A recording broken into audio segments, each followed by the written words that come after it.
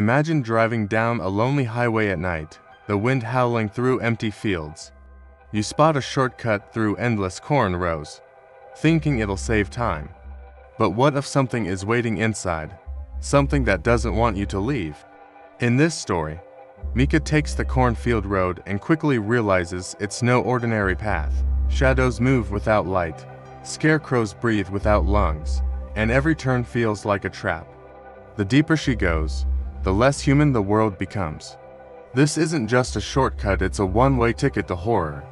Turn off the lights, put on your headphones, and step into the Cornfield Shortcut, if you dare. It was a late summer evening in rural Indiana, the kind of evening where the air felt heavy, and the crickets screamed from every corner of the fields. Mika, a 22-year-old college student, had been driving home after visiting her aunt. She had taken the highway, but a small accident caused traffic to back up for miles. Frustrated, she pulled out her phone and searched for another route. The GPS showed a narrow country road that cut through endless cornfields. It looked quicker, so she turned off without thinking twice. The road was quiet to quiet. On either side, the corn stretched higher than her car roof, golden stalks swaying in the evening breeze. At first, she felt relieved. No traffic, no waiting. But soon, the emptiness pressed on her. No houses, no gas stations, not even another car. It felt like she was driving deeper into nowhere. As the sun dipped lower, she noticed her cell service had dropped. The GPS froze on the screen. Great, she muttered, gripping the steering wheel tighter. That's when she saw a figure standing at the edge of the cornfield. He was tall, dressed in faded overalls, and wore a dirty straw hat. He didn't wave, didn't move, just stood there staring at her car as she passed. Her stomach knotted. Probably just a farmer, she told herself. But something about the way he stood, unmoving, made her skin crawl. She pressed the gas a little harder. The road stretched on, twisting deeper between the fields. Every few minutes, she saw another figure, one on the left side, one on the right, one further up the road. Each looked the same: overalls, straw hat, still as statues. Their heads seemed to follow her as she passed. By now, the sun was almost gone, painting the sky a deep red. Shadows grew long, and the corn rustled louder than before. Mika's heartbeat hammered. She reached for her phone again. No bars. Her car radio was only static. Suddenly, she realized something terrifying. Every figure she passed seemed to be closer to the road than the last. At first, they were deep in the fields. Now, they stood right at the edge of the asphalt, only a few feet from her windows. Their faces were pale, hollow, eyes too dark to reflect any light. "Keep driving. Don't stop," she whispered to herself. Her headlights flickered, then dimmed. The car jerked slightly, as if something pulled at the tires. She slowed, heart pounding, but the road seemed endless. The figures grew thicker. 10 on the left, 10 on the right, lining the road like silent guards. Mika rolled up her windows and locked her doors, though she wasn't sure why. The figures hadn't moved, hadn't spoken, but her gut screamed that if she stopped, even for a second, something terrible would happen. The corn suddenly shifted violently, like dozens of bodies moving through it. She could hear footsteps, many footsteps spacing just beyond the stalks. Her chest tightened as she pressed the gas pedal harder. Then bang, something hit the back of her car. She screamed and nearly lost control of the wheel. She looked into the rearview mirror, but saw nothing, just the endless corn and fading twilight. Another bang, this time on the side door. The car rocked. Mika cried out, tears welling in her eyes. She couldn't see anything hitting her car, but she felt it like invisible hands slamming against the metal. Her engine roared, the tires screeched, but the figures were still there. She swore some of them were stepping onto the road now, their pale faces catching in her headlights. She blinked hard. Their mouths were opening, wide and unnatural, but no sound came out. The road forked up ahead. Her GPS was frozen, useless.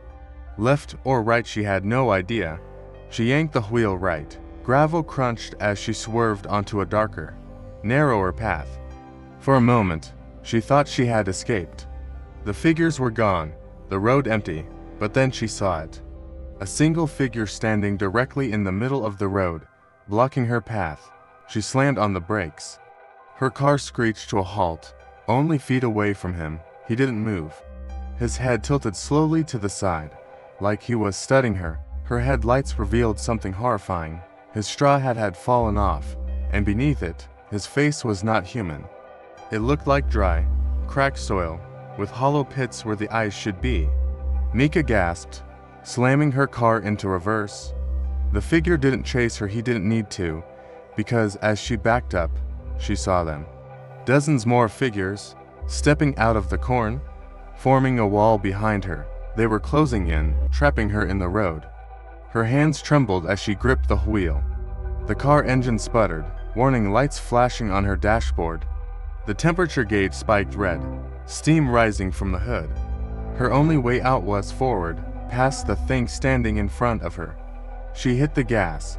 The car lurched forward, headlights glaring. For a split second, the figure seemed to smile, or maybe it was just the cracks in his soil-like face shifting.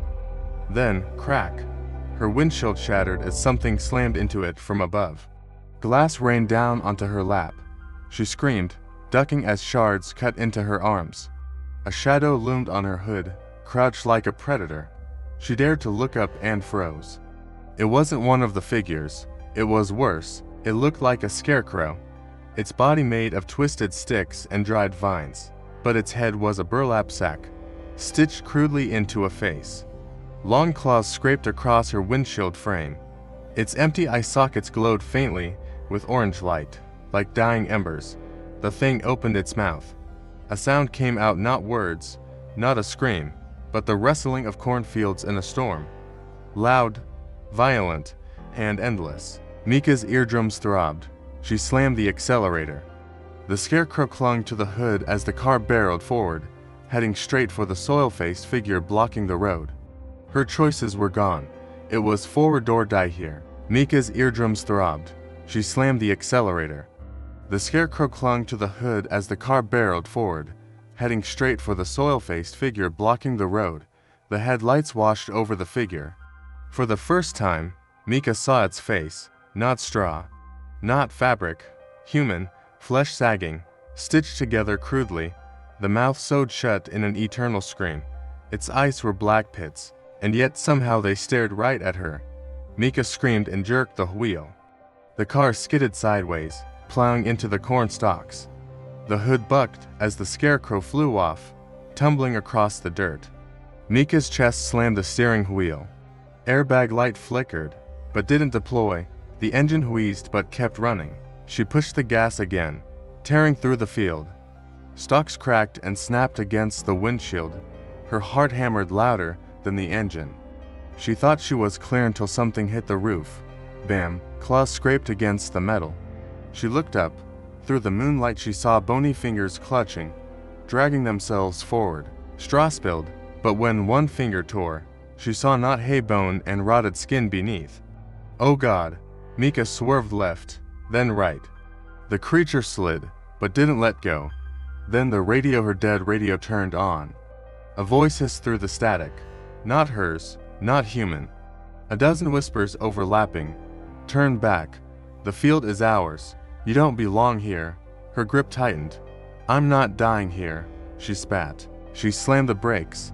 The creature flew forward, smashing against the dirt in front of her. Mika floored it again, tires squealing as the car shot ahead. The wheels thudded over something soft. She didn't look back. Corn stalks thinned. Relief burst in her chest as she saw open road just ahead. But then figures stepped out. Dozens of them. Silent, all wearing masks of burlap and straw. Faces stitched, eyes hollow. They held sickles, pitchforks, rusted blades, all glinting under the pale moon. Mika's breath caught. She slammed the horn. Move. Get out of the way. They didn't. Her knuckles turned wide on the wheel. She couldn't plow through them. She'd never make it.